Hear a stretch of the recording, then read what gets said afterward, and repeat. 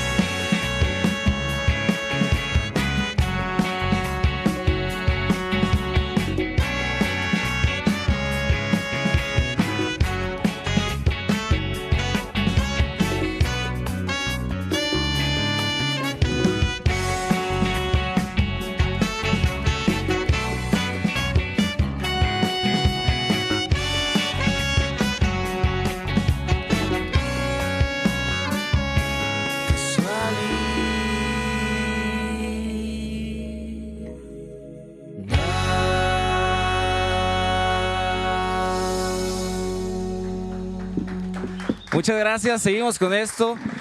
Estamos presentando el video de Al Norte y al Sur, este es el tema. No voy a hacer una canción complicada, no voy a hablarles de guerra ni de nada. Voy a entonar un coro pegajoso pa' que lo cante el pueblo, pa' que lo bailen todos. No voy a hablar de amor ni desamor, ni les voy a contar la historia de este corazón. No voy a hablarles de muerte ni de vida, ni de las borracheras ni de fiesta y aburridas. Hoy voy a hacer un coro mexicano pa' mi gente humilde, pa' todos mis paisanos. Voy a entonar un coro pegajoso pa' que lo cante el pueblo, pa' que lo bailen todos.